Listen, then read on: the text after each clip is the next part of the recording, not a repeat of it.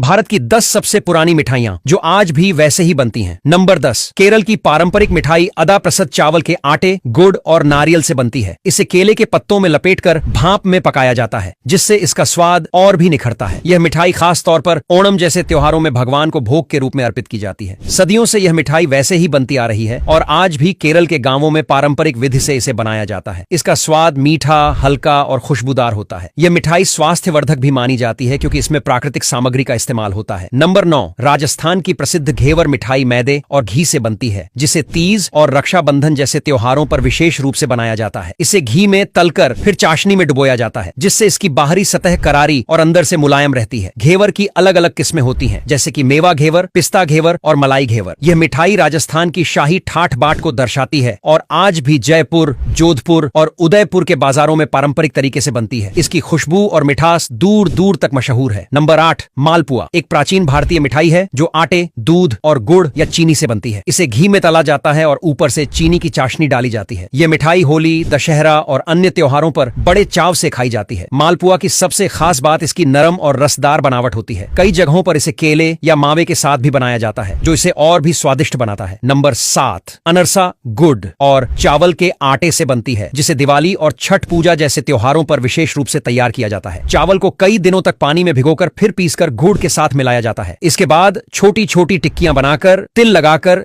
घी में तला जाता है। अनरसा कुरकुरी होती है और इसका स्वाद मीठा व खुशबूदार होता है। इसे बनाना थोड़ा मेहनत भरा है, लेकिन इसका स्वाद इसे सबसे खास बनाता है। बिहार और महाराष्ट्र के घरों में यह मिठाई पारंपरिक रूप से बनाई जाती है। नंबर 6 है, रसगुल्ला छेना और सूजी से बनती है, जिसे चीनी की चाशनी में पकाया जाता है। इसकी उत्पत्ति ओडिशा के पुरी मंदिर से मानी जाती है, जहां इसे सदियों से भगवान को भोग के रूप में चढ़ाया जाता है। बंगाल ने इस मिठाई को पूरी दुनिया में लोकप्रिय बनाया। रसगुल्ले का स्वाद मीठा, नरम और रसदार होता है। इसे बनाना बहुत कला है, क्योंकि छेना को सही तरीके से गूंथना और पकाना पड़ता है। आज भी बंगाल और ओडिशा के घरों में पारंपरिक विधि से इसे बनाया जाता है। नंबर 5, मथुरा का पेड़ा भगवान श्री कृष्ण से जुड़ा हुआ है और हजारों सालों से बनता आ रहा है। यह दूध को गाढ़ा करके उसमें चीनी, घी और इलायची मिलाकर बनाया जाता है। पेड़ा मथुरा की गलियों में ताजा और पारंपरिक स्वाद में मिलता है। इसे त्योहारों और मंदिरों में बड़े चाव से भोग के रूप में लगाया जाता है। पेड़ा स्वाद में बेहद मीठा और मलाईदार होता है। इसकी खुशबू और स्वाद दोनों ही लोगों को भाते हैं। नंबर 4, बंगाल की संदेश मिठाई छेना और चीनी से बनती है और इसका इतिहास